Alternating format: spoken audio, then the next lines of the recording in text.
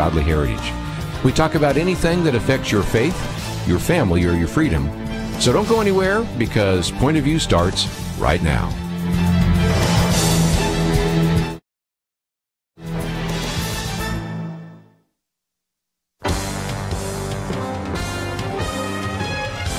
Across America. Point of View. This is...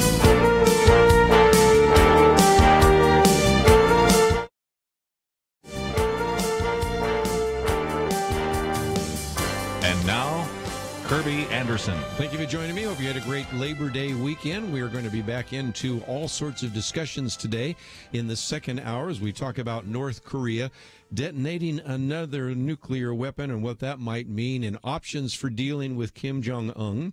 Of course, we have the action today by the Attorney General, of course, by the President, to end DACA, which is the Deferred Action for Childhood Arrivals. So we'll get into some of that.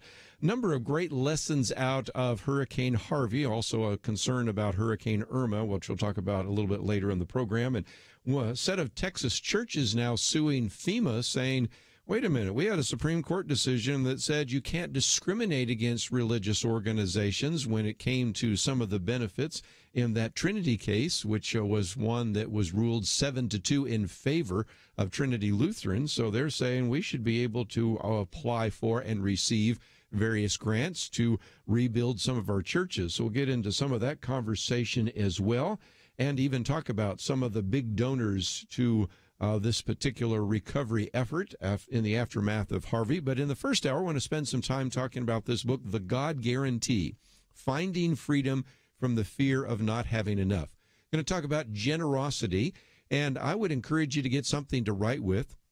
This would be a way in which you can kind of follow along.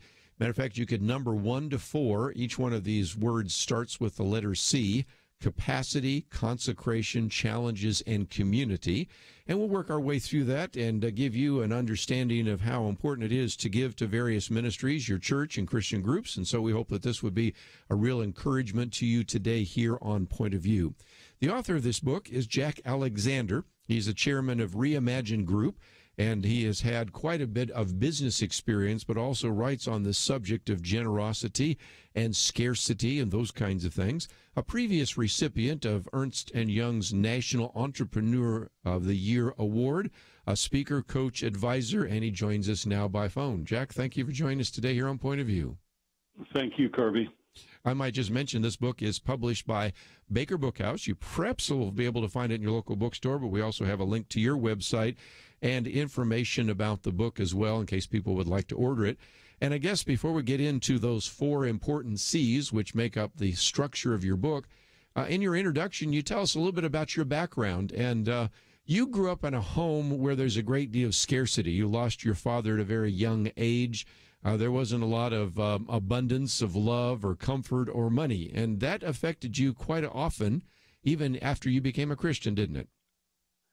That is correct. I think really most of us, things happen to us when we're children or very young, and that we carry patterns and thought patterns and ways of seeing life in a certain way with us often throughout our whole life. And so, again, one of the things that you kind of learned is, keep your money to yourself, do what you can. I mean, I know at one point you said, if I could ever have $10,000 in the bank, I'd quit my job, Talk about that, right. Because that was something that I think, again, a lot of people probably could begin to understand. Well, I wasn't a Christian at that time, and I really saw that if I just had enough, then that would give me purpose, that would give me meaning, that would give me a direction in my life, when it's actually just the opposite. Oftentimes God will take us through challenges, as we talk about in the book, that show us our purpose. And in the case of my life, a ministry with widows and young men without fathers has given me tremendous purpose. But again, that came directly from pain from my own loss. One of the things I think is kind of interesting is that when you ask people how much is enough, they always just say, well, just a little bit more.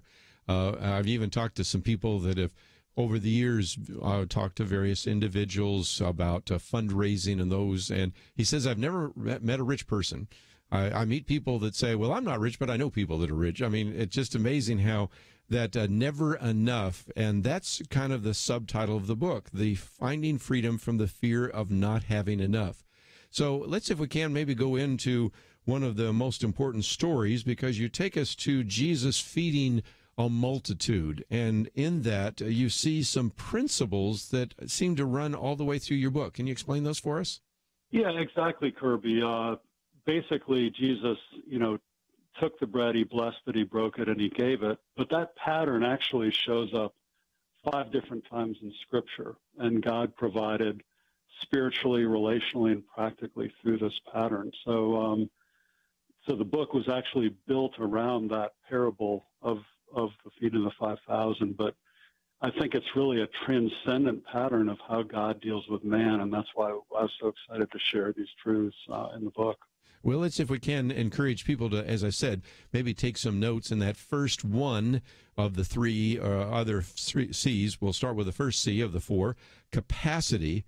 Everything in creation is designed to be more. And I guess that seems to be a difficulty that some of us have, because scarcity is really something that you learn about. I mean, I know because you were an accountant, you had to take economics classes, and right. So they talk about scarcity. They talk about economics being a dismal science. So it seems to me that if we have a secular view of the world, we have limits. We have limits to growth. We have scarcity. But yet in capacity, you really are helping us understand through the parable of taking 5 loaves and 2 fishes that actually there's more capacity than we might understand. Explain that, if you might. Yeah, exactly. Where everything that God created is more. For example, the Hubble telescope said, well, we think that there's 100 billion galaxies, and now we're unleashing this James Webb telescope that says, well, we think there might be 400 billion galaxies. If you look at viper venom, is now being used to treat people with high blood pressure, or if you look at sea urchins, are now being used to treat people with Alzheimer's. So that God has hidden things in his creation to be more than we think. The bark of a willow tree, we get aspirin from that. And so to me, it's such a redemptive way to look at life, that every person you meet, and even yourself, is more than what you think. Well, one of the things I know you did was do a program that really was based on the Proverbs, of the fact that God has hidden things. This is something that might be a strange concept, but that, again, to use some of the examples you used just a minute ago, we find all sorts of treatments.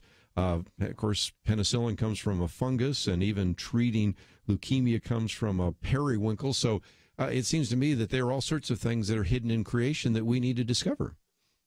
Well, and I know in my marriage, for example, I think God made women in that way, that if I just go to my wife and say, make me a list of 10 things you want me to do next week, or how do you feel right now? She wants me to draw her out. She wants me to discover things about how she's feeling and looking at things. And I think there's that aspect of God when he said it's to the glory of God to conceal a matter, and it's to the glory of kings to search out a matter. So I think that in this pattern of provision we talk about in the book, it's very much a God who wants to draw us into a deeper relationship with him. And as we draw near to him, he draws near to us. And there's a pattern of relating through these 4 C's, Kirby, that not only results in intimacy, but ends up in our ultimate provision.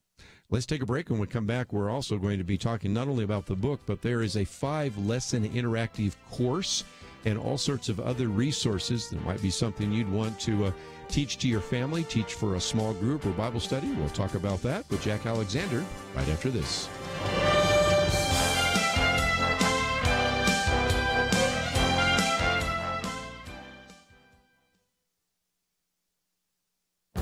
This is Viewpoints with Kerby Anderson. Although I rarely write about who is leaving a government post, I wanted to make an exception with the departure of Sebastian Gorka. He served as deputy assistant to President Trump and left the White House in late August. I wanted to talk about him first because he seems to understand the threat of radical Islam much better than many people who write about it or work in the government. That was evident in his book, Defeating Jihad, The Winnable War. It was even more obvious when I was able to interview him before he served in the administration. Second, I wanted to talk about him because of what he wrote in his resignation letter. He expressed some doubt as to whether the president's agenda could be achieved. He said, regrettably, outside of yourself, the individuals who most embodied and represented the policies that will make America great again have been internally countered, systematically removed, or undermined in recent months. He said that because of what he noticed was not in the president's speech on Afghanistan. He said the fact that those who drafted and approved the speech removed any mention of radical Islam or radical Islamic terrorism proves that a crucial element of your presidential campaign has been lost. He even went on to mention that the speech failed to define the strategic victory conditions we're fighting for. Now, his comments reminded me of what Tucker Carlson said on his program the other day when Steve Bannon stepped down. Carlson said that Bannon was one of the few people in the Trump White House who wouldn't feel comfortable in Hillary Clinton's White House. Now, if these two comments are true, then it seems less likely that the Trump agenda will move forward in the future. Citizens who voted for Donald Trump either eagerly or even reluctantly expected that he and his administration would shake things up in Washington. That may not be the case. I'm Kerby Anderson, and that's my point of view. Take Kerby and the Point of View team with you on the go with the Point of View app. Search for Point of View Radio at the Apple or Google Play stores.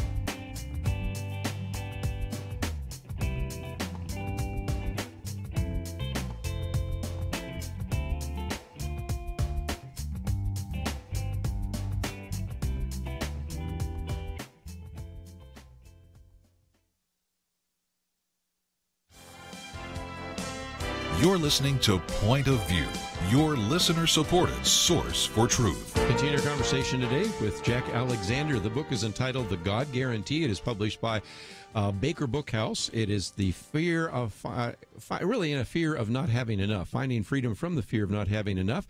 And there is not only a book, but an online course. We might talk about that for just a minute, Jack, because this is a way in which some of our listeners, if they get the book, they might want to read it, but if they would like to teach this in a Sunday school class or a small group setting, or maybe even just for their kids and their family, there are some other resources available. So talk about those, if you might.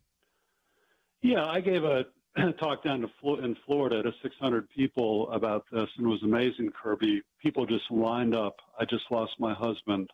I just lost my wife. We just lost a child. And so they started talking about these crises in their life.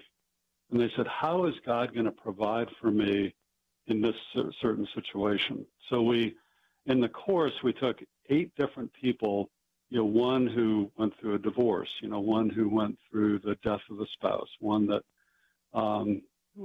suffered abuse from their parents. And so we told the stories and we interviewed these people and we saw how God provided for them through these difficult times. And then we applied the 4 principles from the book. So it's not just walking through the book. It's just taking real people, their stories, real life, real pain. And I think people would find that very fulfilling to go through and see other people and how God provided for them. And again, they can go to thegodguarantee.com, and we have quite a bit of material there. It's an online assessment, a companion course, just a great way that you can teach some of these ideas. And if you're just joining us, we're suggesting that you maybe number 1 to 4, and the first number, capacity, is something we've been talking about. And Jack, if we can, let's talk about capacity killers. You talk about Satan's capacity killers. There was a time when Christians were talking about how God has a narrative, a story that'll lead to the promised land. But now more and more we're hearing people talk about, well, there's an enemy. And a lot of the facts, figures, statistics, and even our culture really can be capacity killers. Can you kind of explain that concept to us? Yeah, well, we're familiar with the list, whether it be alcohol or drugs or pornography or just depression. There's a lot of things that the enemy can use to have us question God and doubt his provision. I mentor a young man right now, and he just is struggling with drugs. And I just spent an hour and a half with him last night, just praying together. And again, the enemy, the Bible says that Satan came to kill, steal, and destroy. And so he doesn't want to wound us. He doesn't want to misdirect us. I mean, that can be part of his strategy, but he fundamentally wants to take us down. And so God wants us to be all we can be in Christ, and Satan doesn't. And, for example, one of the people in this course that we feature, he was an alcoholic from 15 to 21. He was laying on the floor of his apartment with a shotgun in his mouth, and he ended up going to AA, and he runs one of the leading creative firms in Atlanta right now. So he has these major accounts that he's helping with their capacity, and yet at one time he saw the walls closing in on his own life to the point of where he wanted to take it. Wow. One other aspect of capacity before we move on is you talk about called to serve. And with some of the crises we have, we, of course, had a hurricane and a flood, may have another hurricane that hits land. And, of course, just every day there are opportunities to serve. How does this idea of our calling to serve fit into this idea of our capacity? Well, Tim Keller calls servant of the operating system of Christianity. So often we find our identity. I really deal with this in the fourth C of the book, community, where we orbit around other people. But like with a hurricane, you just hear these amazing stories of people taking risks and helping people.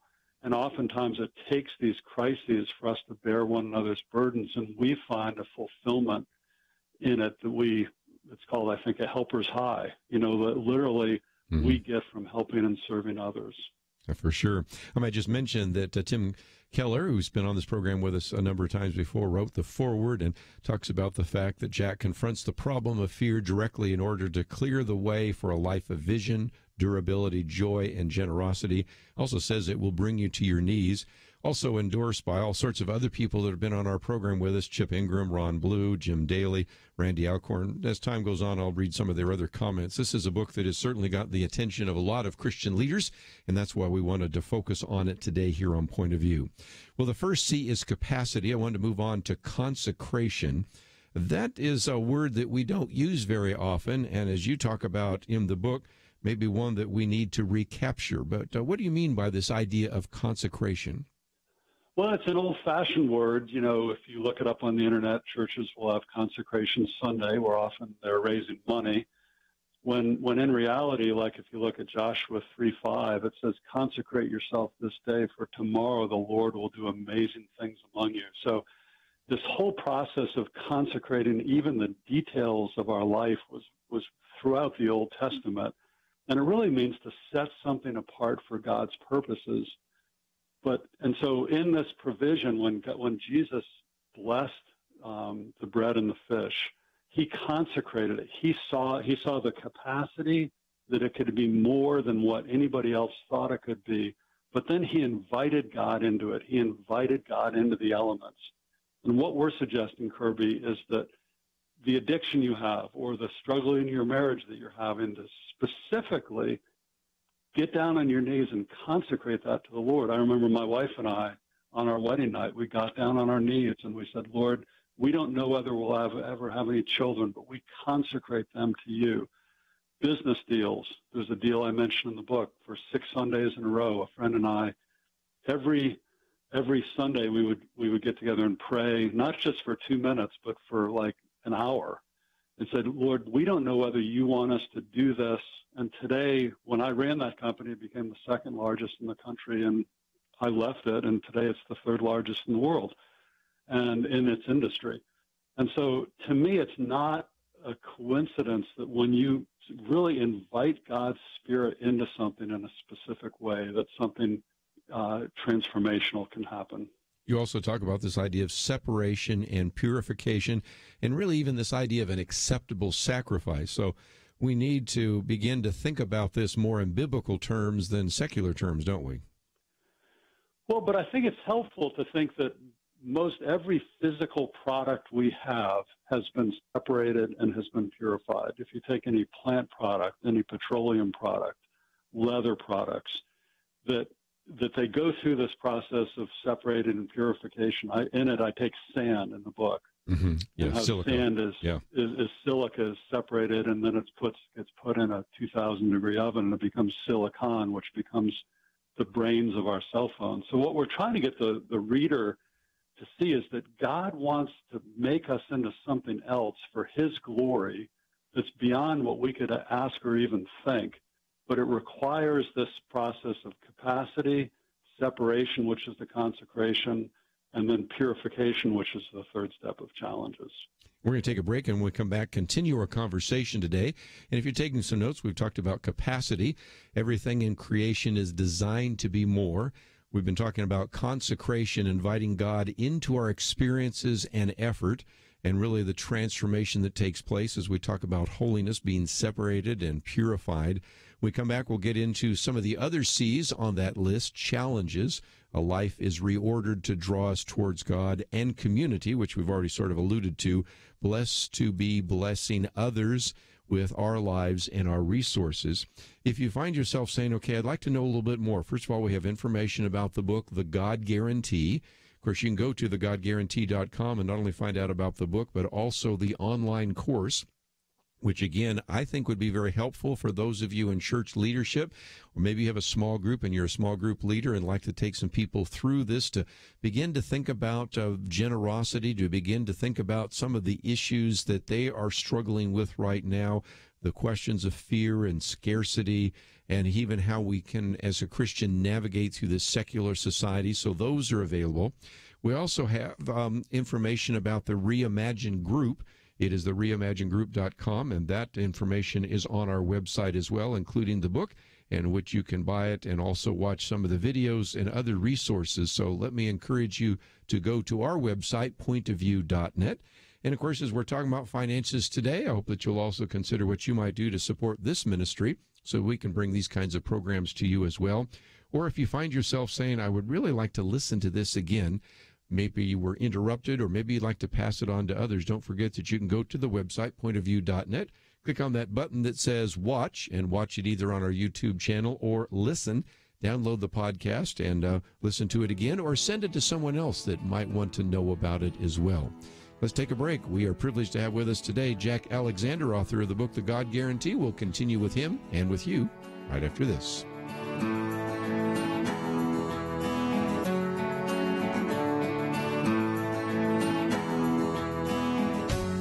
There are those who listen to Point of View while they're driving, and some can listen at home or at work. But here's the question: where do you go where you cannot listen to Point of View?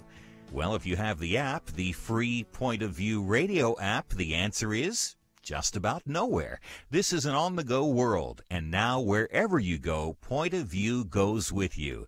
Visit the Apple or Google Play Store and download the free Point of View app. You can listen and watch the program live or play it again later. Get Kerby's Viewpoints commentary. Click the Take Action link. Learn about important issues and make a difference in this world. You can also read articles, find a local radio station, easily contact us with your comments or questions. Don't leave home or the office or anywhere else without Point of View. Again, visit the Apple or Google Play Store today and get the app, the free Point of View radio app. Oh, and one more thing, if you like it, click that little button that says Donate Now and join the team. Point of View and the Point of View app, with you on the go. Point of View will continue after this.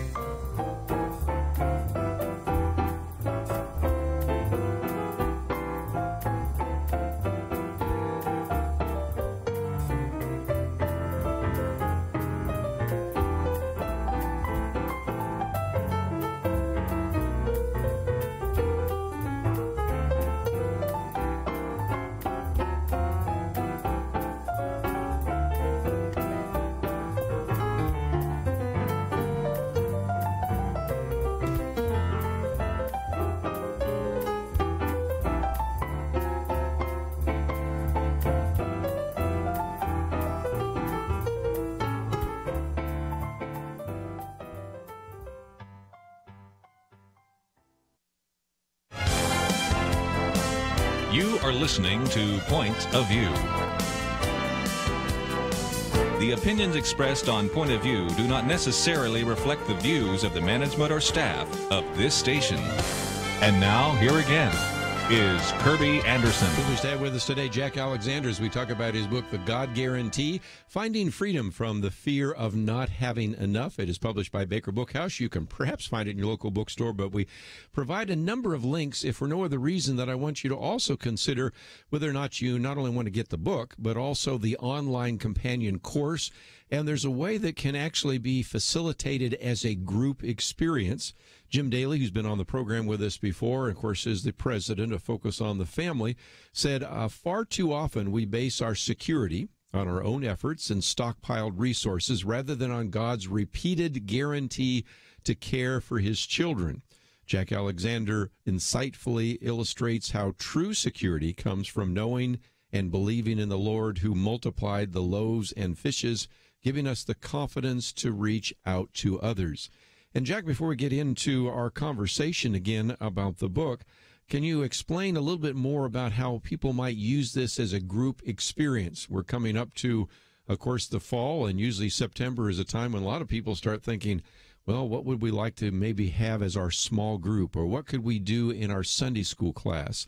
There is a way in which you could actually have organizations as well as individuals use some of those resources. So what is available, and how can people begin to implement some of that?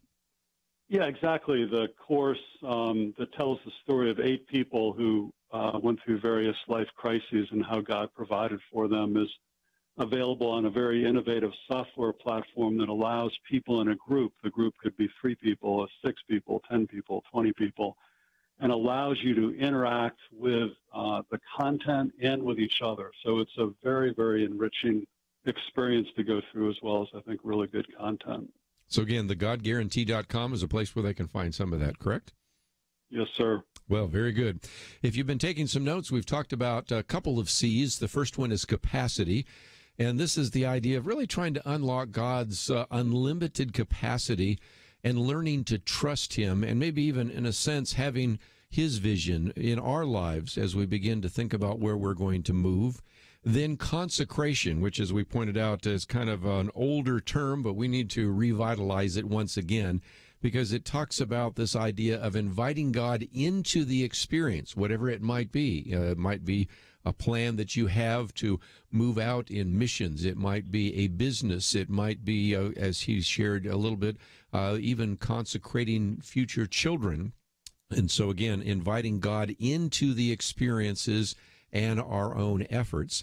So the third C, if you're taking some notes, is challenging, and the whole issue of challenges, because you have to begin to reorder your life in order to make sure that you're in the right place. So if you can, Jack, talk about this idea of what you call the wilderness and the marketplace, because this is important for us to begin to consider how to reorder and repattern our lives, correct? Yes, sir. Again, Kerby, this 4-part pattern of provision we see throughout Scripture, 5 different instances. And so the whole idea of capacity, believing that there's more, is a very redemptive thing. Inviting God in, I think, can be an exciting thing. I wonder what God will do. But in inviting him in, we're basically saying, God, we want you to reorder our lives. And when he reorders things in the feeding of the 5,000, Jesus, took the bread and fish, he blessed it, and then he broke it. And oftentimes we see in challenges God's breaking something. When my father died suddenly when I was 9, it was a breaking. Shortly after we got married, Lisa's sister, one of them, had a little baby, and she actually contracted polio from a live vaccine given to the baby. She had another sister who was killed run over by a bus, and her dad got cancer and he died. And so I know listeners all have their stories of loss and challenges. And this is where the enemy, I think, can really move in and say, this isn't for good. God doesn't know. He doesn't care. And so I think challenges is really where the rubber meets the road, because if we can hold on during this period when things are being reordered, God is making us into something new, and our provision often comes from that. And So those were just a few examples from my life, but I'm sure every radio listener could chime in what their story is. And again, you talk about the wilderness. One of the things you quote from is a good friend, Dr. Bill Lawrence. I'm going to be going to his leadership formation dinner very soon, but his book, Wilderness Wanderings, talks about those arid, barren patches of life. And so whether it's a literal wilderness, and some of us that have traveled to Israel have gone through and understood what it would be like for Jesus to go into the wilderness, or whether it's metaphorical, those are times where they may not be pleasant, but they really help you sort of reorder your life. Some of the victims of the hurricane and the floods right now are, whether they like it or not, going to have to reorder their lives, and that is from the external. But you're also talking about internal, looking at some things that maybe needed to be fixed in your own life that you didn't fix in order for you to, in a sense, be more used by God. Fair? Exactly. I know that the marketplace was my paradigm, and I look at the wilderness I hated the wilderness. It represented loss, loneliness, and really when I started serving, we talked earlier, Kerby, about orienting ourselves around other people, and I saw healing take place right in these guys without fathers, and this ministry I've had in India with 3,000 widows that all of their husbands had committed suicide. And now I've been involved for 10 years. When I saw healings come from that, it gave me perspective that God had allowed me to have wilderness experiences so I could serve. And I saw myself getting healed as these other people got healed. One of the young men was captain of his golf team in college, and he invited me up for a father-son weekend, and I was the only guy there who wasn't a dad. And just to see the joy in his face and the time we had together, that it's truly that God can use these challenges for our good. But oftentimes we go one-on-one with God, and part of us just doesn't want that. Yes. Part of us wants the marketplace that's orderly, we can have success, but God reshapes us, he reorders things and sets us on a new tangent, often with new relationships as a result. Sure. And you talk about provision in the wilderness. Of course, you even talk about fatherless boys, but I'm going to keep this moving because I want to make sure we finish on time. And the fourth C, that's where we talked about capacity, consecration, challenges. The fourth and final C is community. And this is where, again, you have sometimes unexpected relationships. It's where some of the things we talked about just a minute ago in terms of service find their way. But talk about the role of community in this whole idea of the God guarantee.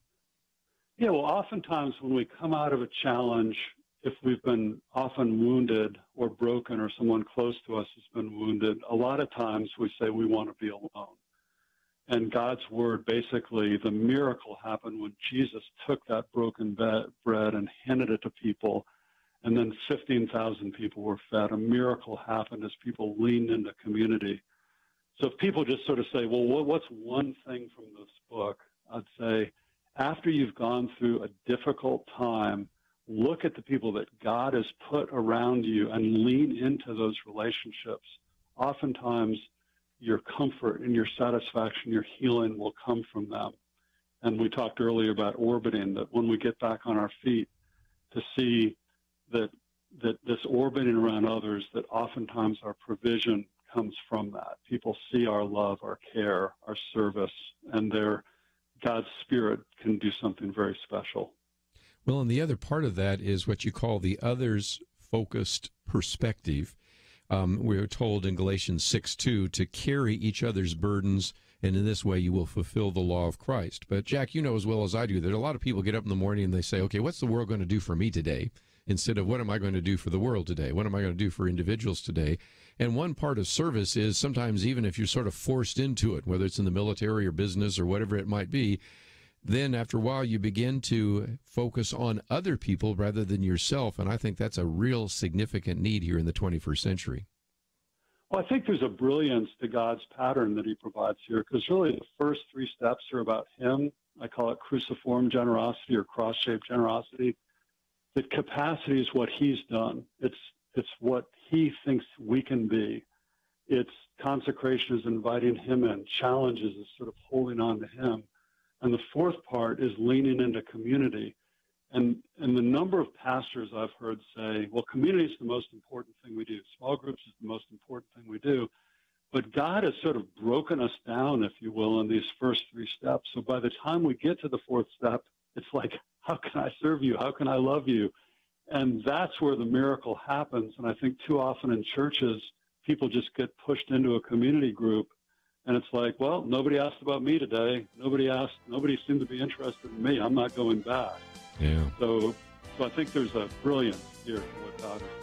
We'll take a break and continue our conversation in just a minute on the God Guarantee. If you'd like to join us, 1-800-351-1212. We'll be right back.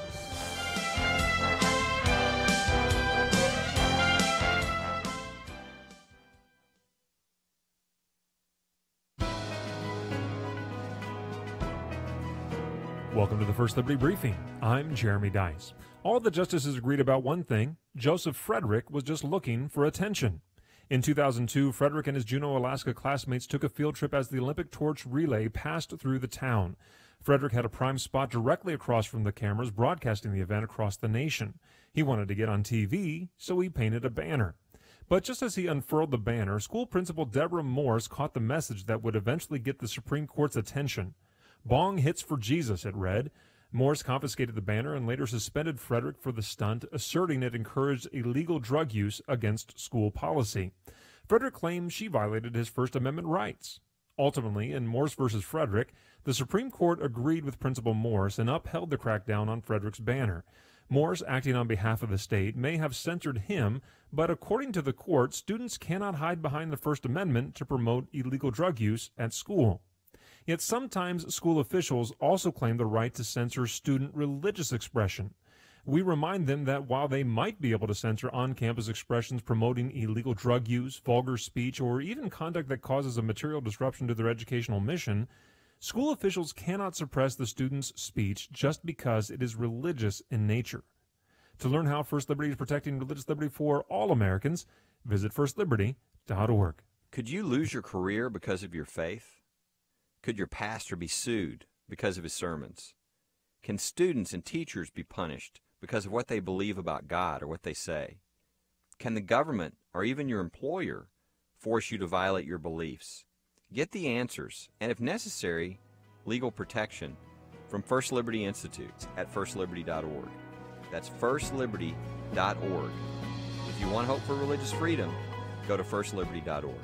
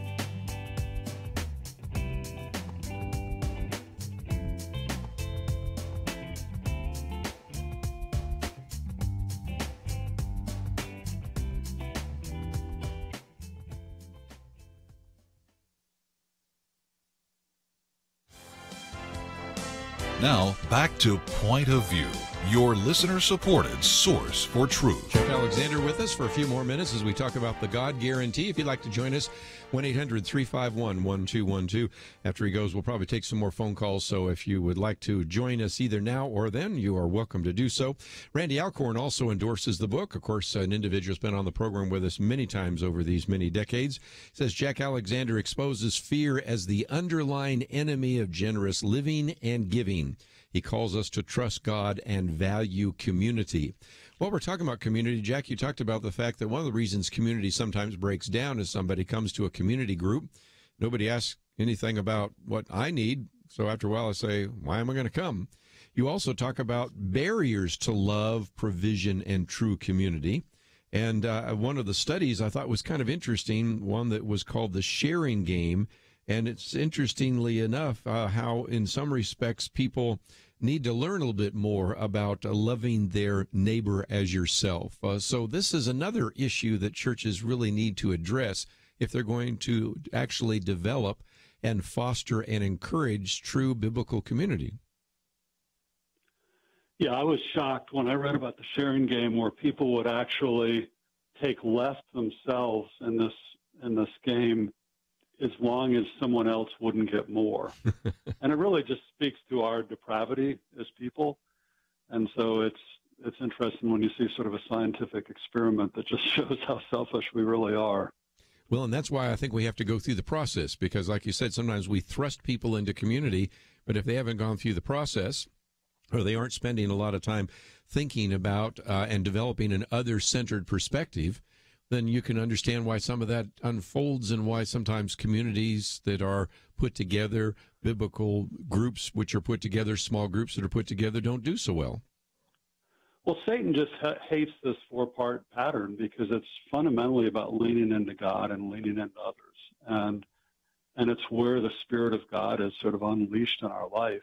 And I think Satan wants us, I mean, it's interesting when Jesus was tempted, the first temptation was in the area of provision. He says, if you're the Son of God, turn these stones into bread. And it was basically a temptation to provide for yourself. And I think in the Lord's Prayer, the first request is, give us this day our daily bread. And so this area of provision is just so close to the heart of God.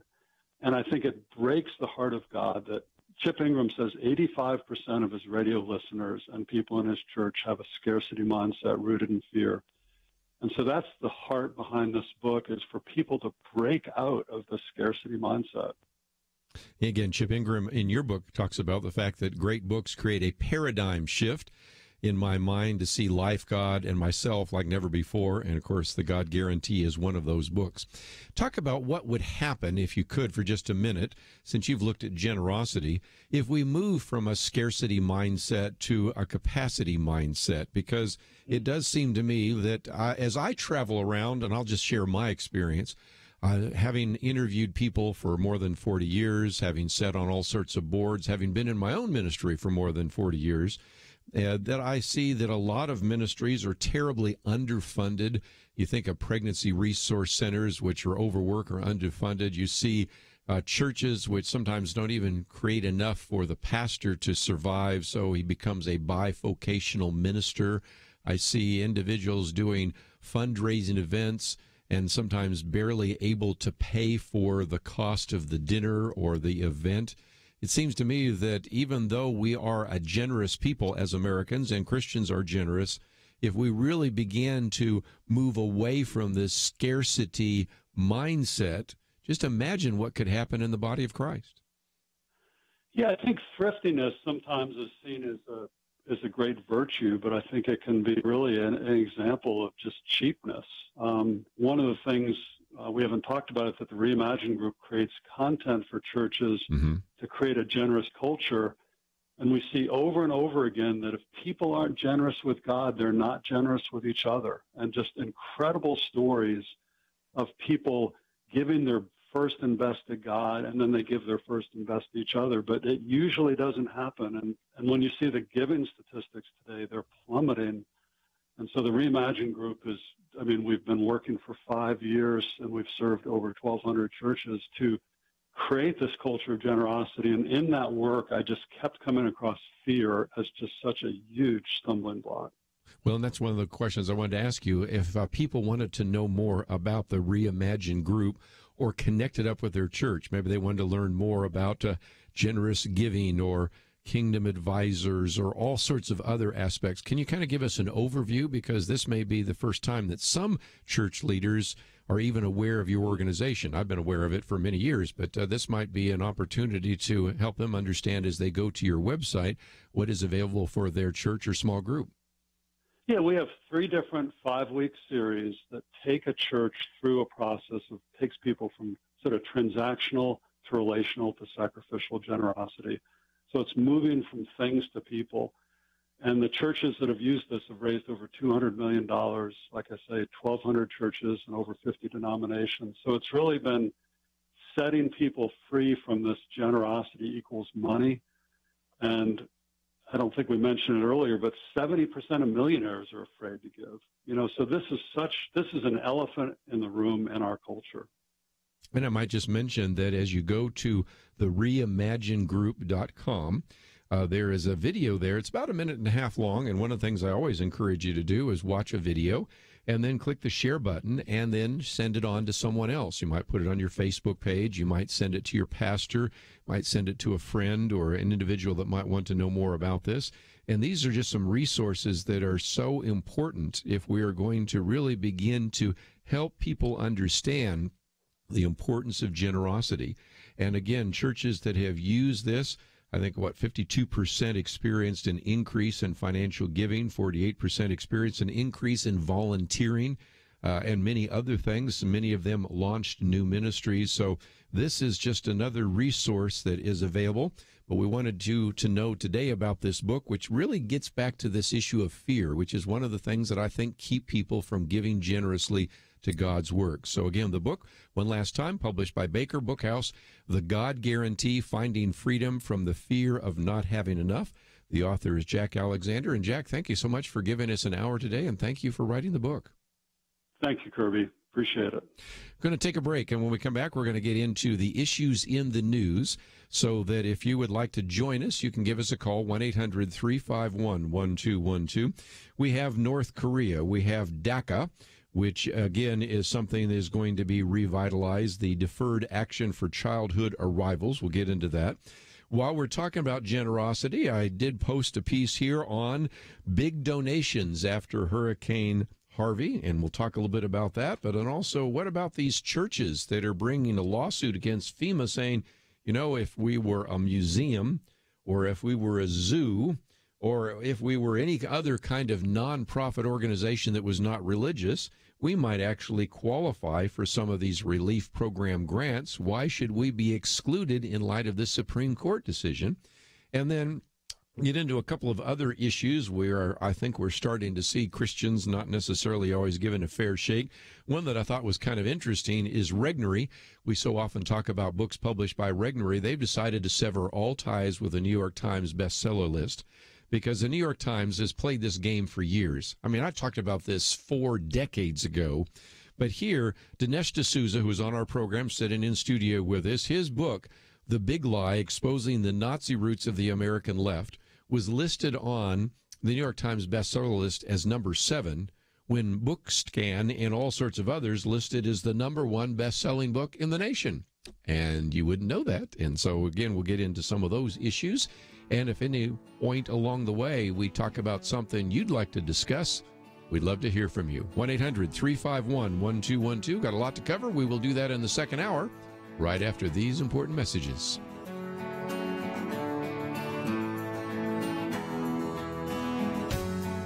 A 2013 survey asked people around the world whether sex without marriage is morally wrong. Every country where more than 90% said, yes, it's morally wrong, Islamic. The worst two, tied at 6% saying it's wrong, France and Germany, the nations of Calvin and Luther. Catholic Italy, 11%. Simply sad.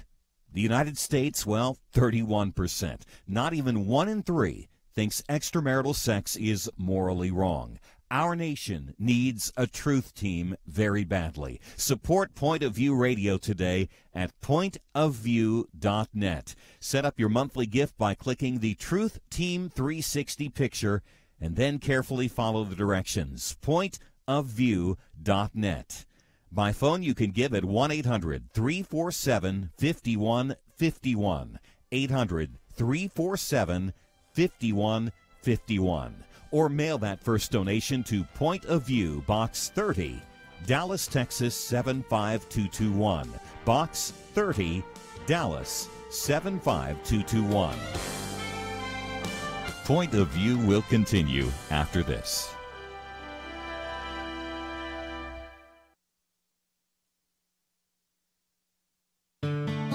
I just thank God for y'all. I listen to you every day, truly. I wanted to thank y'all for everything you do each day to inform Christian families and our community about the things we can do, and just the way you're so informative. I listen to you daily and love you guys and appreciate you so much. God bless you, Kerby, for keeping this show so on track and for the decades of wonderful help to this nation that Point of View has been. We're all big fans of your work, and we pray that God will just prosper it. As a Christian, over the years that I've followed this program, I'm constantly challenged to be on guard and to evaluate what's going on. And if for no other reason, to protect the caliber and the truth of your programming, I need to participate and to back your program financially to ensure that the truth stays out there for people to hear, to view, and to be a part of.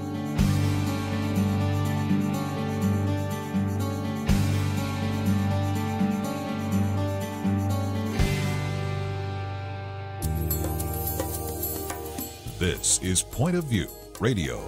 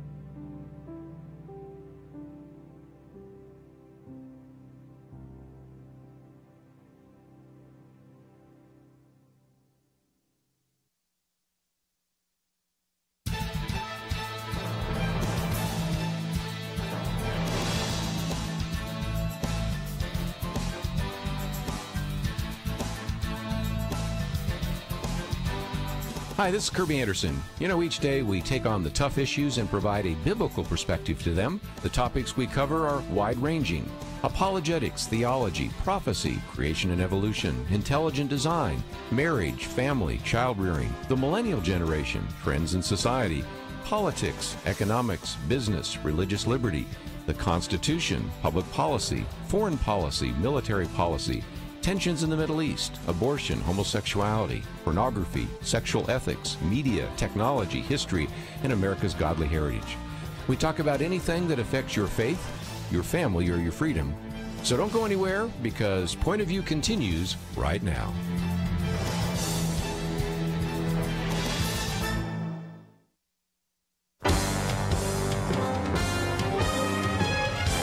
Across America, live. This is Point of View.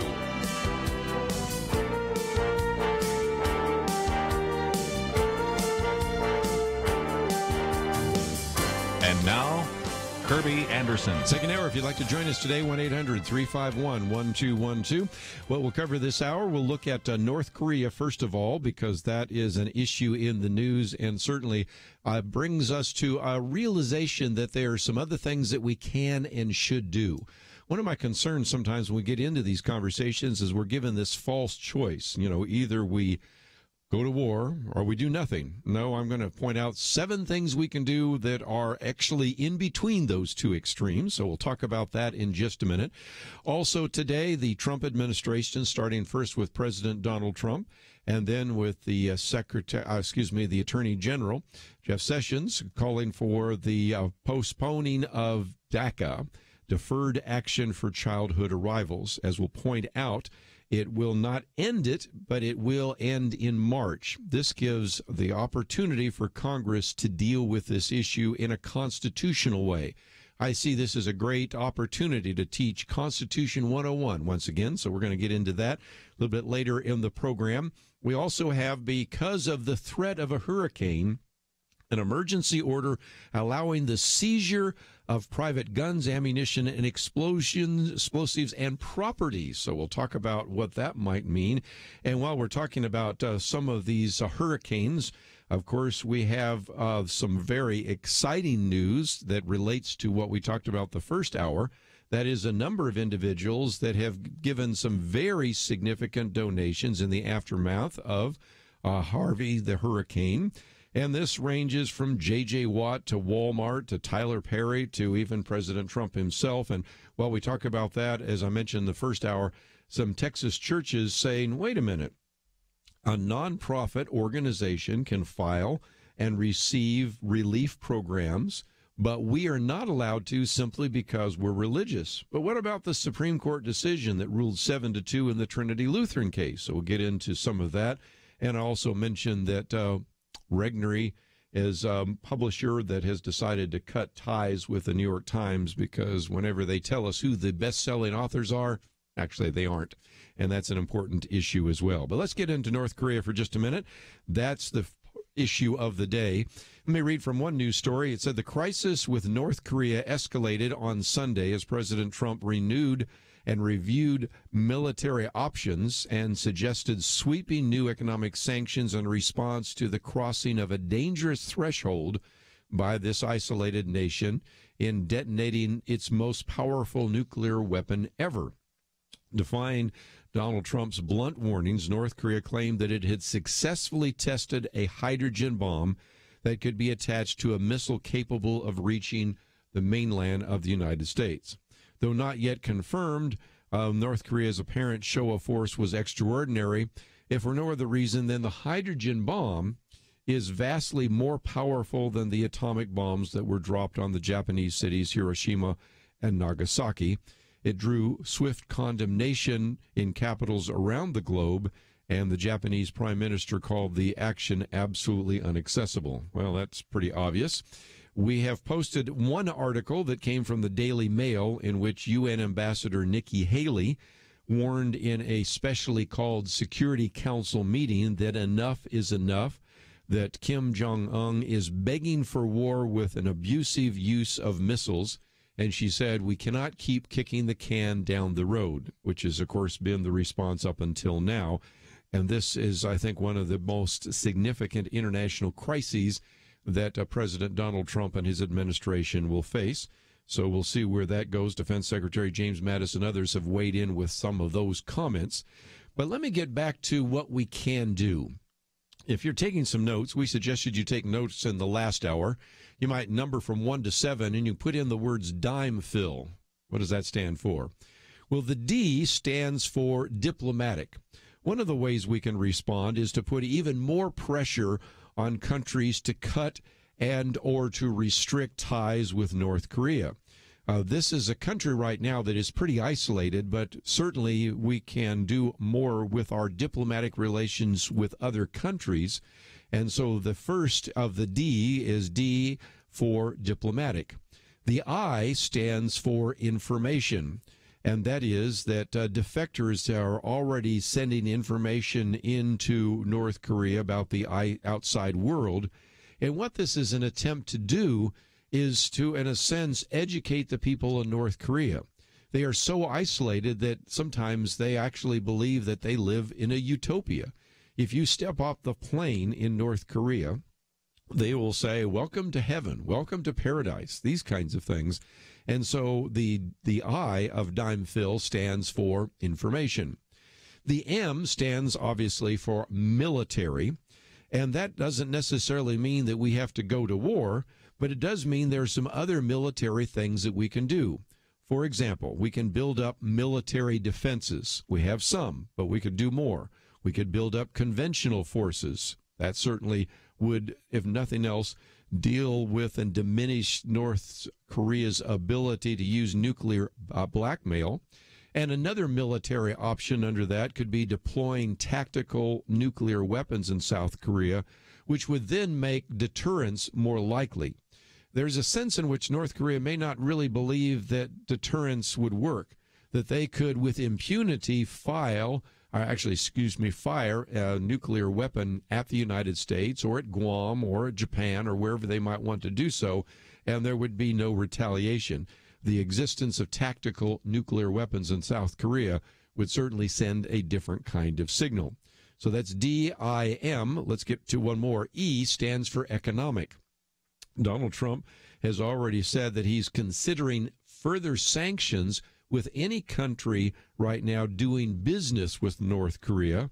The regime uses a network of Chinese traders to try to evade some of those sanctions, but it's pretty easy to determine who is breaking some of those embargoes and how to maybe bring pressure on them as well.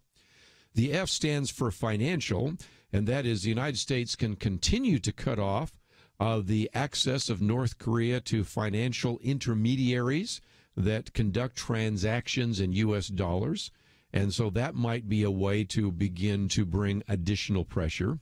The next I stands for intelligence, and that is the Proliferation Security Initiative that was begun under President George W. Bush, actually tracked and intercepted some of the weapons exports, so that would be important. And then finally, the L stands for legal. The UN Commission of Inquiry in 2014 reported evidence of human rights abuses in the North's huge network of prison camps. No surprise there. China and Russia have shielded Kim Jong-il's regime from the International Criminal Court. Maybe it's time to take them to court as well. Those are just a few of those listed in the Wall Street Journal today, talking about options for removing Kim Jong-un. And again, it all fits under the acronym DIMEFIL, D-I-M-E-F-I-L. And if nothing else, it illustrates again that we don't have to buy into this false choice between either we do nothing or we go to war. There are all sorts of things that can be done, some which are being done right now, others being done behind the curtain to bring pressure so that we don't end up with a nuclear Korea firing a missile at one of us. Let's take a break. If you'd like to join our conversation, 1-800-351-1212.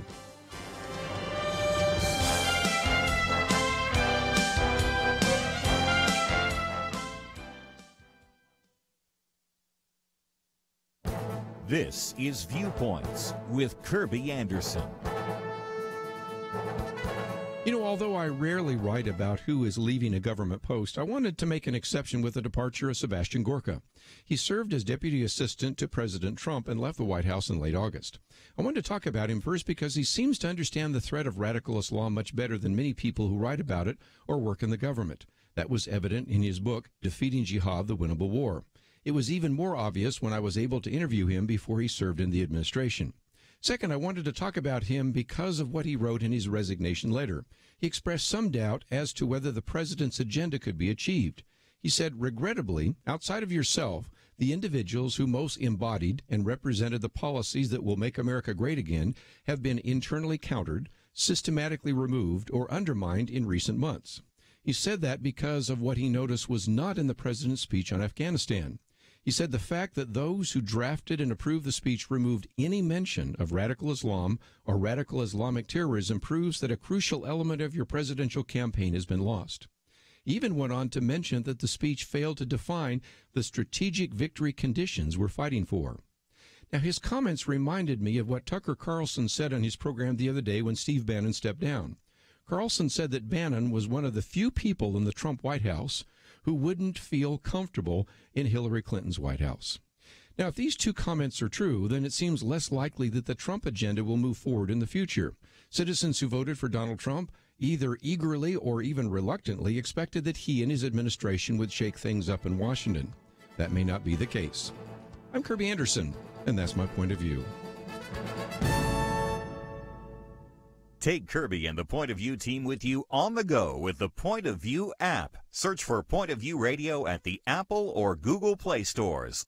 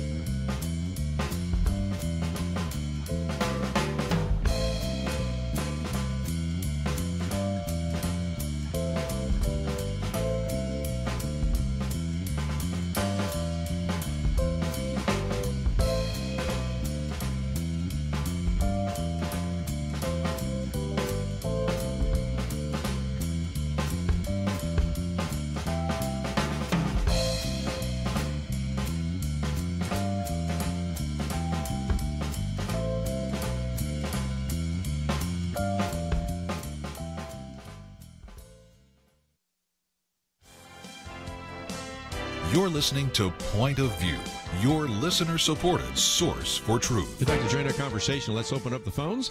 Perhaps you have some comments about Kim Jong-un or the way in which we may have to deal with North Korea. If you have some comments about that, we'll take those phone calls first. But let me move now to kind of the issue of the day, and that has to do with DACA. This is Deferred Action for Childhood Arrivals.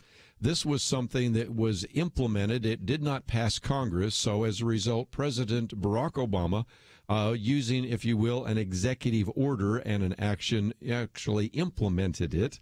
The argument that has been made for some time is that we have a number of individuals, about 800,000 individuals, who actually have received some kind of protection because they were born here.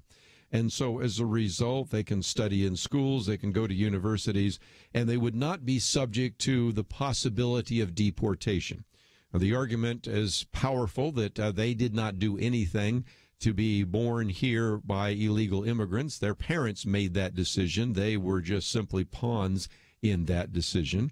And so on the one hand, the argument is if we are a compassionate country, even if we are still going to deport people that are here illegally, we should not deport those individuals, these nearly 800,000 individuals, number one, who've already received those protections from President Barack Obama, but number two, probably are not subject and should not be subject to deportation. If they were born here, well, they're a natural citizen. If they were brought here, they still have been here so long that they're almost sort of a de facto citizen. So that's the issue. On the other side are two issues. Issue number one is just because they were born here, or they came here doesn't necessarily mean that they have a right to be a citizen, although they can go through the citizenship process like other individuals that want to become citizens of America.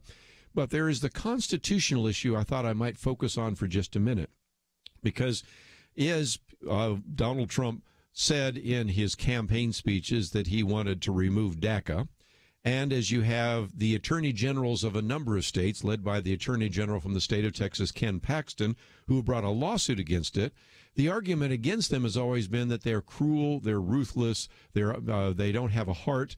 But the issue is more than that. The issue is, can we not at least follow the Constitution? That is, if we want to grant citizenship to these individuals or a special status to these individuals or whatever it might be, can't we do it through the way in which the Constitution has established? And that is, the House and the Senate write a bill and they have the president sign it. So the president, in a sense, has tossed this back to Congress and said, okay, now is time for you to no longer ignore this issue. You need to address this issue, because it is a program that has protected, as I said, about 800,000 young undocumented immigrants who were brought to this country as children. So they could be deported. If they were born here, of course, they get to stay. But if they weren't born here, but they've lived most of their life here, it's almost as if they have been born here. Jeff Sessions, Attorney General, said, I'm here today to announce that the program known as DACA that was effectuated under the Obama administration is being rescinded. And so in a statement after his agencies and Attorney General announced the decision, President Donald Trump blamed former President Barack Obama for creating the program through executive authority and urged Congress to come up with a solution. As a matter of fact, in his particular announcement, he put it this bluntly: it is now time for Congress to act. Trump said that winding down the program would be more considerate than letting the courts end it, because that's what would happen with this suit brought by these various attorney generals, led by Attorney General Ken Paxton from Texas.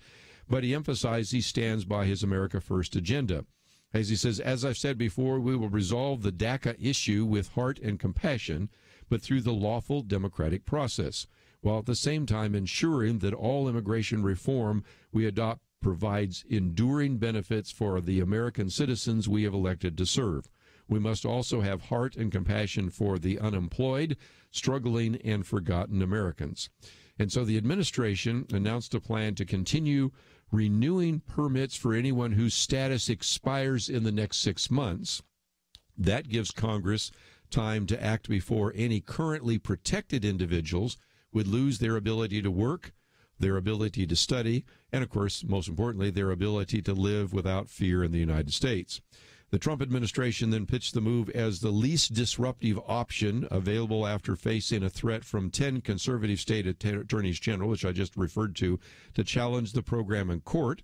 And so this is sort of what we are dealing with right now. Jeff Sessions said that the Department of Justice cannot defend this overreach, that is, the decision made unilaterally by President Barack Obama to actually implement DACA. Enforcing the law saves lives, protects communities and taxpayers, he says, and prevents human suffering. Failure to enforce the laws in the past has put our nation at risk of crime, violence, and even terrorism. The compassionate thing is to end the lawlessness and enforce our laws. So what this essentially does is move the clock to Congress to March 5th, 2018. If you're taking some notes, write that one down, because there you go. That's the 6 months. And so between now and March, Congress will have to do something. Congress can no longer shirk its responsibility, because if it does shirk its responsibility, then this is what will happen. Because after that particular time, since no other status will be added to that after that period of time, those people who, let's say, have their status to be renewed, say, March 6th, could immediately then find themselves put in the system just like anybody else who was here illegally. So again, if Congress were not to act and DACA begins to expire, which would happen on March 5th, 2018, nearly, and the best estimates are about 300,000 people at that time could lose their status in 2018. and more than 320,000 could lose their status in 2019 from, say, January to August. And you have, of course, more than 200,000 recipients have their DACA expiring in the window right now that is allowed for a renewal. So again, if Congress does not act and DACA begins to expire, then the people that were formerly protected, quote, according to a Department of Homeland Security official, would be, quote, be like any other person who's in this country illegally. So it brings us back to some of those constitutional issues. There's a big issue right now, even in the state of Texas, about a bill that would require various cities and various law enforcement agencies to enforce the laws and not to allow certain cities to be sanctuary cities. Well, there's been all sorts of controversy about whether those cities should join in the lawsuit. And, of course, as you might imagine, finding that just one liberal judge is enough to overturn the decision that was rendered by the Texas House, the Texas Senate, and the governor of the United States. This one is very similar. We did not have any action on DACA, which, again, is deferred action for childhood arrivals, in the House of the Senate. So President Barack Obama unilaterally actually implemented this. It seems to me that if you are upset about this decision, then you should contact your member of Congress and express to him or her what you think needs to take place. And if you don't like how that individual votes on this issue, you have an opportunity this time next year to vote them out of office and to put someone else in their place. This is called the Constitution, and it seems to me that what the president has come up with in this particular case is the least disruptive. The approximately 200,000 people whose DACA particular protection would expire will have those renewed, but starting March 6, 2018, you have about 300,000 that might, if Congress does not act, find themselves actually up for the possibility of deportation, and another 320,000 the year after that.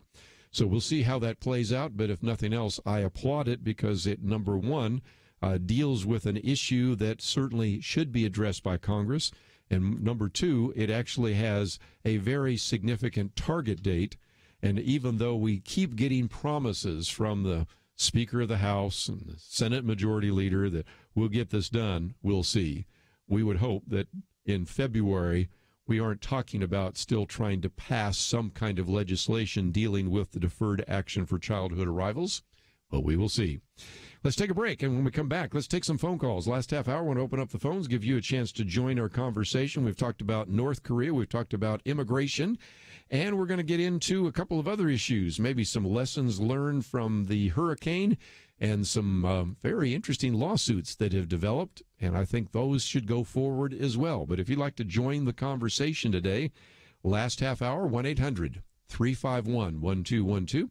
We'll take your calls, give you a chance to express your opinion on a national program and to interact on so many very important topics that are surfacing today on this Tuesday right here on Point of View. Let's take a break. We'll come back with more right after this.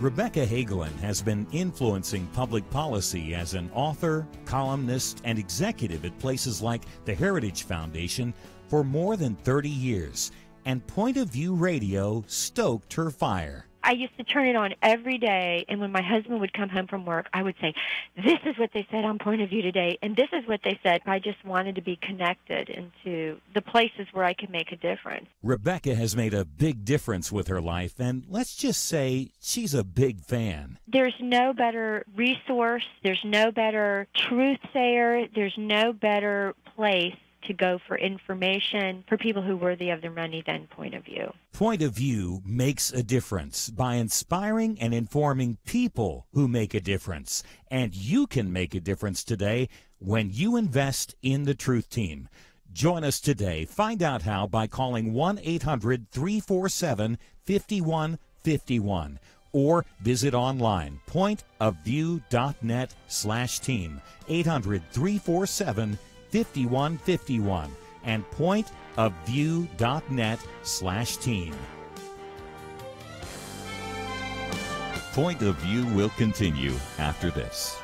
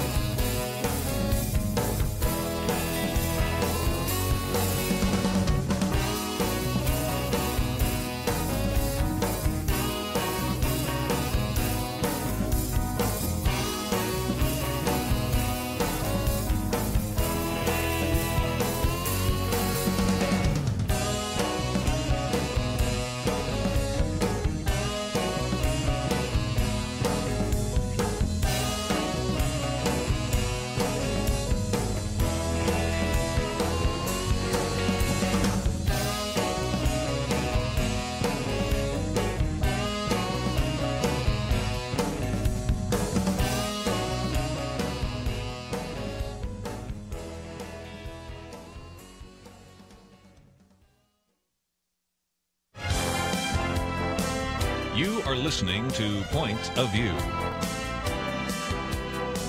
The opinions expressed on Point of View do not necessarily reflect the views of the management or staff of this station. And now, here again is Kerby Anderson. Final half hour, if you'd like to join our conversation, 1-800-351-1212. We've talked about North Korea. We've talked about immigration. We'll get to Hurricane Harvey and some of the, if you say good news, I mean, such a tragedy. But again, there are some positive lessons we can learn. We'll talk about that in just a minute. Let's take some phone calls first, though. In California, Valerie, thank you for joining us today here on Point of View. Hi, this is Valerie Meehan. Yes, I'd love to hear from you. Well, you know,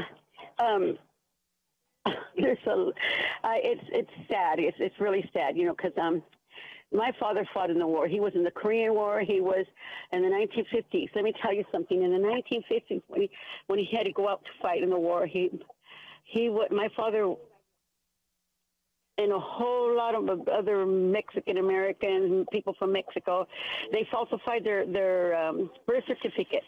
Wow. And the government knew they were falsifying their birth certificates so they could go out and fight the war. And they were promised citizenship for them and their family if they made it back. Well, the ones that made it back in their GI uniforms, mind you, they had Operation Wetback. They were taking them off the bus and putting them and deporting them.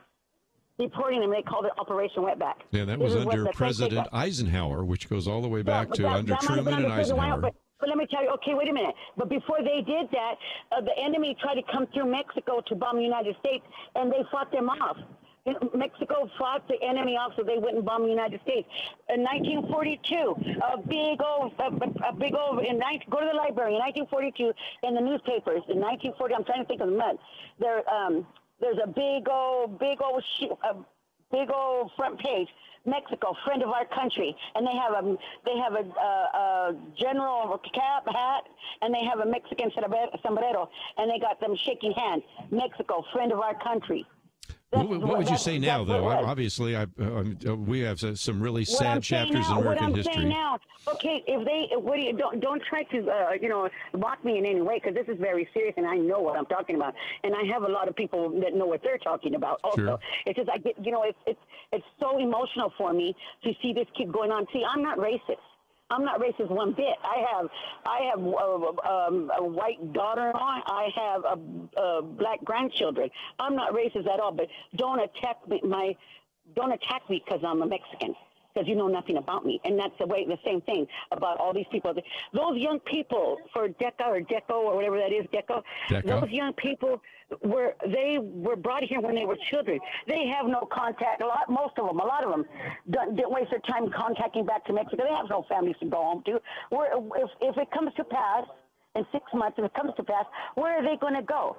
That is the meanest thing, the most horrible thing, and he wasted his time doing it. Donald Trump wasted his time doing it. He has so many other things to worry about, like the Koreans bombing us, and so many other things. But he's going to make sure that kids, young people, youth that are going to college for an education, he's going to stop them.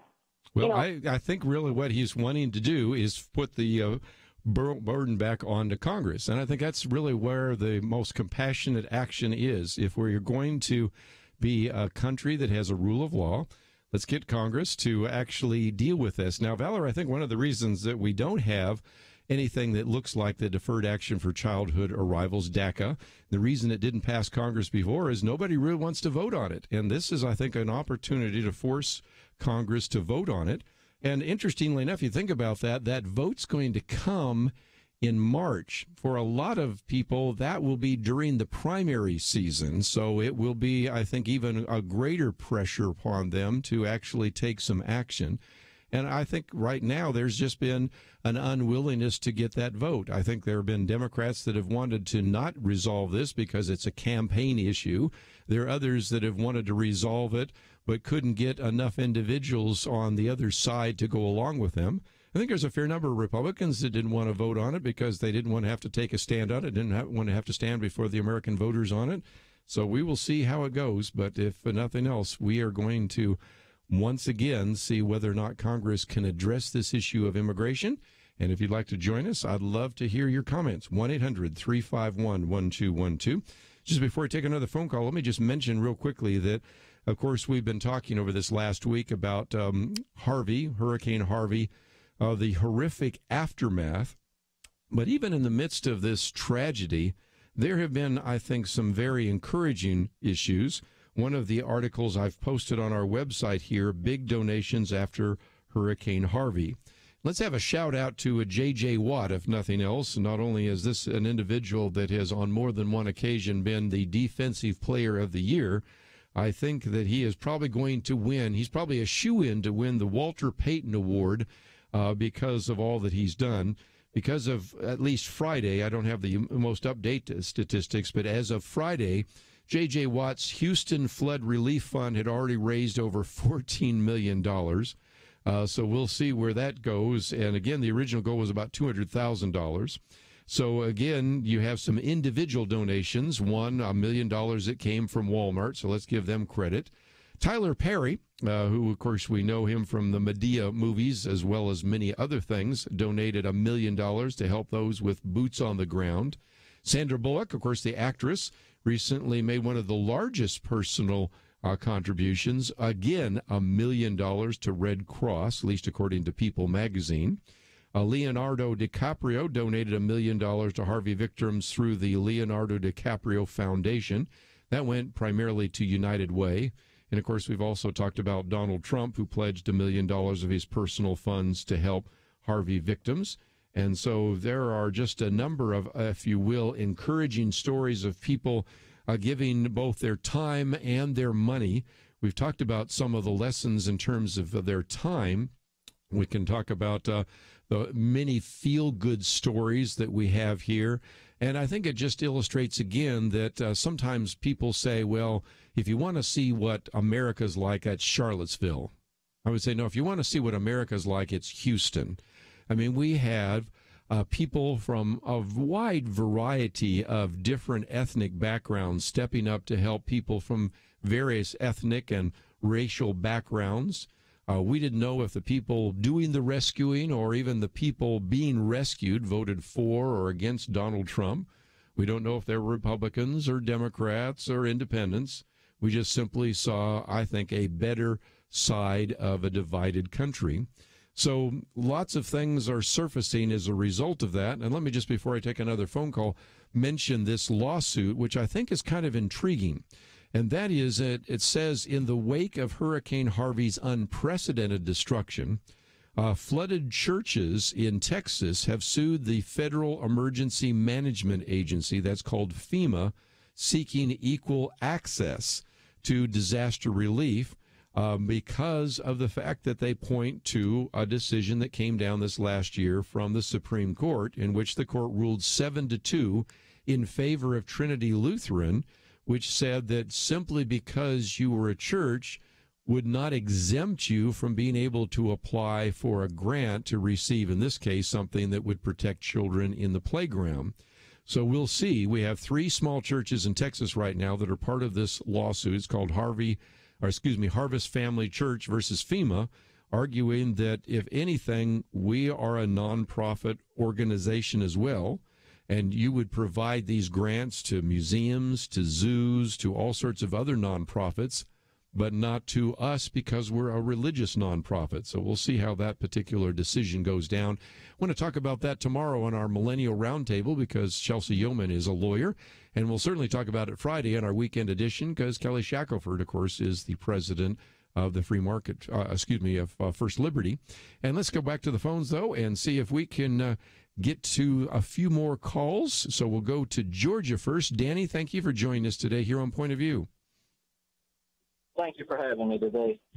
My statement question, I guess, is with the 800,000 that's up under the DECA and all, what happens to the parents of these kids that was brought over here and basically, as some people state, they were anchor babies up under the DECA program?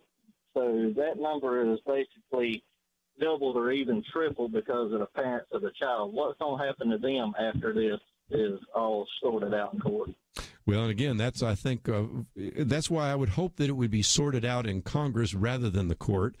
But yes, the question is that if you have an individual that was born here, then usually this allows for what's called chain migration.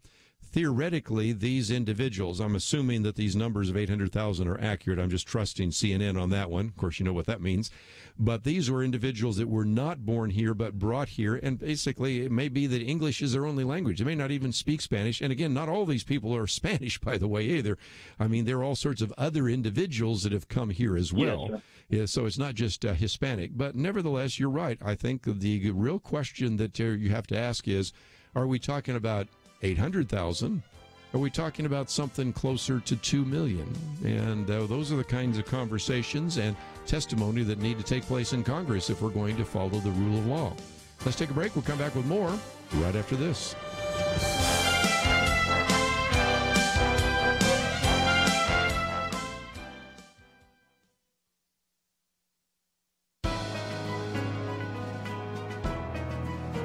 Welcome to the First Liberty Briefing. I'm Jeremy Dice.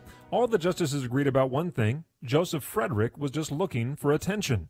In 2002, Frederick and his Juneau, Alaska classmates took a field trip as the Olympic torch relay passed through the town. Frederick had a prime spot directly across from the cameras broadcasting the event across the nation. He wanted to get on TV, so he painted a banner. But just as he unfurled the banner, school principal Deborah Morse caught the message that would eventually get the Supreme Court's attention. "Bong hits for Jesus," it read. Morse confiscated the banner and later suspended Frederick for the stunt, asserting it encouraged illegal drug use against school policy. Frederick claimed she violated his First Amendment rights. Ultimately, in Morse versus Frederick, the Supreme Court agreed with Principal Morse and upheld the crackdown on Frederick's banner.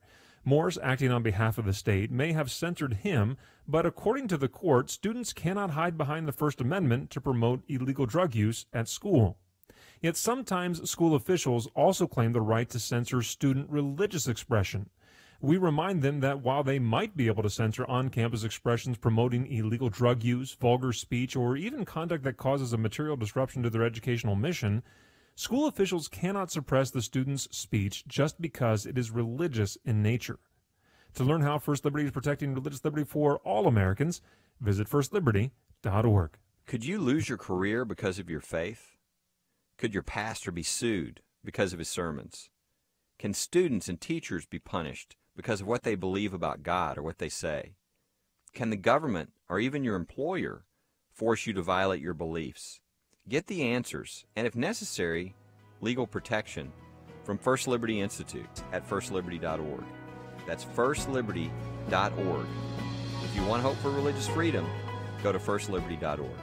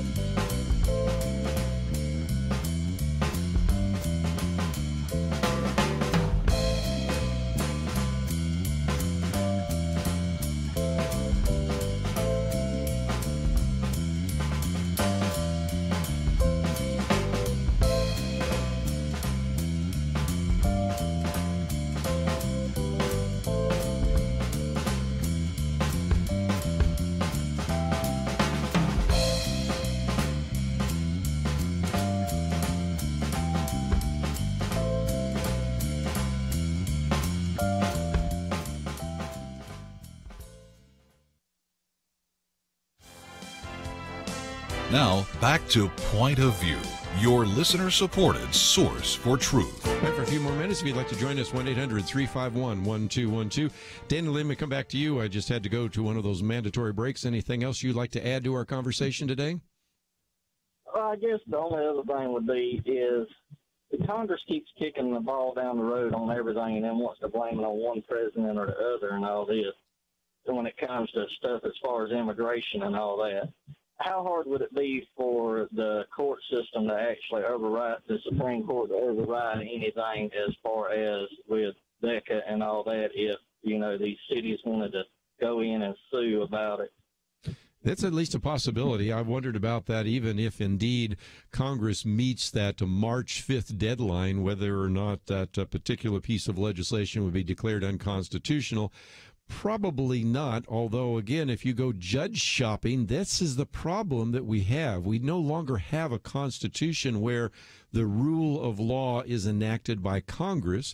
The example I used just a few minutes ago from Texas is a good example. Here you have what's called Senate Bill 4. It really requires those in law enforcement to no longer allow sanctuary cities. And that's something we've talked about on this program before. Well, it passed the Texas House, it passed the Texas Senate, it passed, it was signed by the governor, and now you have all sorts of people and various city councils wondering to actually join in a lawsuit because all I have to do is find one federal judge, that wasn't hard to find, by the way, who declared SB 4 unconstitutional in that particular jurisdiction.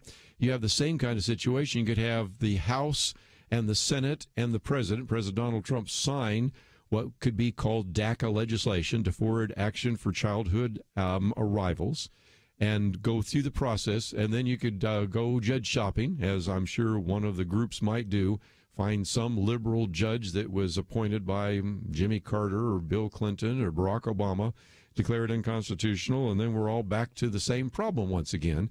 And this is why it's so frustrating, because you would want the Congress to be able to be pretty close to the final decision. If they've made a terrible mistake constitutionally, well, then the Supreme Court could step in. But now when you can go and shop for any kind of judge to prevent the implementation of a law that was passed by both the House and the Senate and signed by the President, and all the testimony taking place, and that can be overturned by one federal judge, you can see the problem that we have in trying to get anything done. But let me go back to the phones. I've got just a few more minutes here. I want to get to a phone call from Kenny. Kenny, thank you for joining us today here on Point of View. Hey, thanks for taking my call. I just got a couple quick comments about the whole DACA issue. I think President Trump is right on the money. I understand. I think I see his heart, where he knows that the legislation is a major issue for most common job working, tax-paying Americans. And we see what we see, and what I see as one of those tax-paying citizens is people that don't put into the system getting to benefit from the system, while people like us receive very little benefits from the system. Now, the lady, I think 2 callers back, I believe she said she was Mexican, and, and the issue struck home for her, and I understand that. And I think what we've got to do at this point is, first of all, we realize we have a problem. Number 2 is we need to evaluate all the people that are already in the country under the program, and we need to see what they have been doing since they've been here. Are they law-abiding, hardworking people that are going to promote the values of America, or are they going to be deadbeats that are going to just sit around and collect checks? Now, obviously, if the latter is true, then those people need to be selected and they need to be sent home out of the country. As an American, my duty is to get up and to go to work and to pay my bills, and I think that needs to be the duty of any American or anybody that's looking to become an American. That's pretty much what I have to say. And I know it's a tough issue. There's a balance that needs to be struck, but something has to be done. Too many people like me we're just not going to sit back quietly while this is allowed to continue. While we're working, we're giving away. And I think another statistic I heard, I may be wrong, but I heard the average American age of a dreamer is 26 years old. At 26 years old, I was a young man and expected to take care of myself. That's pretty much all I have to say. Well, and again, as you point out, we would want to make sure that those are individuals that aren't providing us harm. And again, jumping back to another issue, which is separate from DACA, but this whole issue of sanctuary cities, in many cases, what we're talking about are individuals that have committed a crime or multiple crimes. In some cases, individuals that have been deported but come back again. Catch and release is great for fly fishing, but it isn't very good for immigration policy.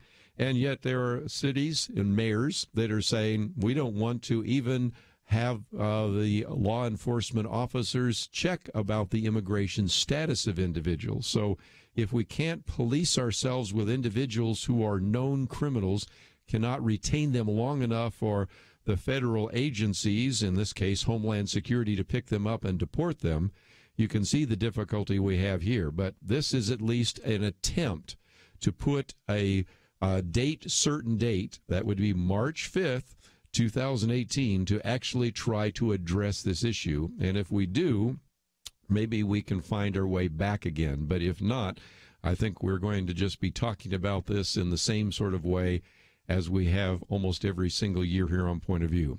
Let's take one more phone call real quickly. We'll head to Arizona. Jesse, what would you like to add to the conversation? Hi, guys. This is Jesse. So what I wanted to add is I hear somebody here on the phone saying that those on DACA are benefiting from the system, And I think that they need to do proper research prior to opening their mouths, because those on DACA aren't able to get scholarships. They're not able to get food stamps or any of that. If those students are working towards the education, they're paying everything out of pocket. And right now what we have in the United States is a humanitarian crisis. This isn't about Mexicans, illegals, no. This is about people who grew up in this country, have been in this country for all their lives, and all of a sudden we have some people saying, they got to get out of here. Well, no, we can't go and drop people off somewhere where they've never been, to a language they don't speak before. As Christian people, we have to understand that this is a humanitarian issue. This is not a race or anything. It enrages me that people don't understand that these are human people with human souls. Jesse, I appreciate you sharing that, because, again, this is one of those very difficult issues. I think Kenny was trying to express some of the frustration of trying to balance heart, compassion with the rule of law. And, again, I think what we have so far here that was announced today by the Attorney General and by the Trump administration is a certain date, and attempt to force Congress to try to balance all of those issues together and to come up with a policy that makes some sense, since we have, as we've pointed out a few times on this program today, kicked the can down the road. Whether it's kicking the can down the road on Kim Jong-un and the issue of North Korea, kicking the can down the road on DACA, and the deferred action on childhood arrivals, and I think it's about time to ask our members of Congress to step in and do the right thing. Just about out of time. Let me mention that tomorrow will be our Millennial Roundtable. We may get into this issue or maybe a few others, and we'll have Nick Pitts with us, Chelsea Yeoman. We will come back to some of these issues as well on Friday when we have Penna Dexter and Kelly Shackelford in studio. And if you would like to know a little bit more about some of the articles we've posted here today, one called Enough is Enough, about North Korea, one about some of the big donations to Hurricane Harvey, and, of course, all sorts of information about DACA, the Deferred Action for Childhood Arrivals. It's all at our website, pointofview.net. First hour today, of course, we had Jack Alexander with us, The God Guarantee. I think you will benefit from that book and resource as well. We'll come back here tomorrow for our Millennial Roundtable. I want to thank Andrew and Steve for their help behind the scenes. We'll see you back here tomorrow, right here on Point of View.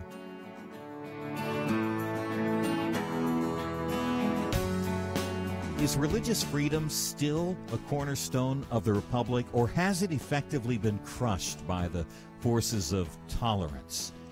America needs Christians to be informed and as unified as possible, applying God's wisdom to civic life. Point of View can be a key part of a successful mission. I believe in America. I believe God wants His best for us. We can face whatever the world throws at us as long as we stand together. If you have not signed on, please do it now. Support Point of View Radio today at pointofview.net. Set up your monthly gift by clicking the Truth Team 360 picture and then carefully follow the directions. Pointofview.net. By phone, you can give at 1-800-347-5151. 800-347-5151. Or mail that first donation to Point of View, Box 30, Dallas, Texas 75221. Box 30, Dallas 75221. Or call us 800-347-5151. Point of View is produced by Point of View Ministries.